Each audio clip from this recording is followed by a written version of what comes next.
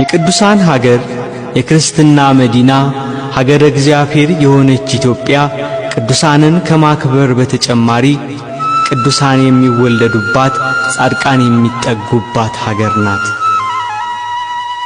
ቅድስና ቅዱስ የሆነው እግዚአብሔርን ቅዱስ እንደሆነ በቅድስና ቅዱስ የሚኮንበት ሕይወት ነው። እኔ ቅዱስ እንደሆንኩ እናንተም ቅዱሳን ሁኑ እንዳለ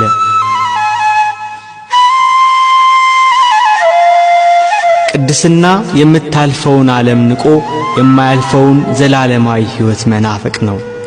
ቅድስና ራስን ለእግዚአብሔር ነጥሎ ማውጣት መለየት ነው። ዓለም በሞቷ ከምትገዛው ከካራን መውጣት ወተትና ማር የምታፈልቀውን የእግዚአብሔርን መንግሥት ከነዓንን መናፈቅ ነው። ቅድስና ነገደ ብንያም ነው። እናቱ አቅሌስያ ትባላለች።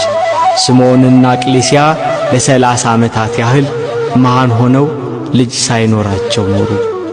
ዘወትር ወደ ቤተ ክርስቲያን እየገቡ የአብ የወልድ የመንፈስ ቅዱስ ስዕል ካለበት ፊት ለፊት እየቆሙ ጌታ ሆይ አንተን ደስ የሚያሰኝ ፈቃድህን የሚፈጽም ንጽሕናን የሚወድ ልጅ ስጠን ብለው ይጸልዩ ነበር። ከዕለታት በአንድ ቀን አቅሌስያ ይህንን ጸሎት በቤተ መቅደስ ቆማ ስትጸልይ ከስዕሉ እንዲህ የሚል ቃል ሰማች።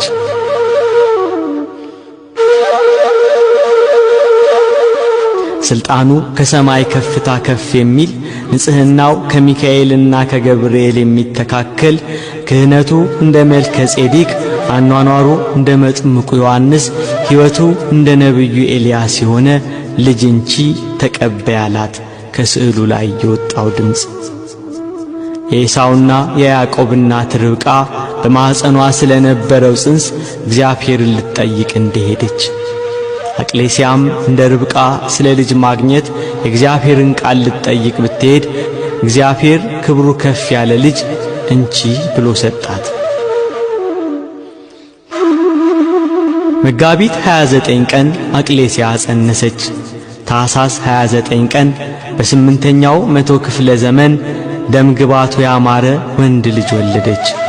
መልአኩ ቅዱስ ገብርኤል በሰው አምሳል መጥቶ የዚህ ልጅሽ ስሙ ገብረ መንፈስ ቅዱስ ይባላል አላት። የመንፈስ ቅዱስ ድንቅ ሥራ ነውና።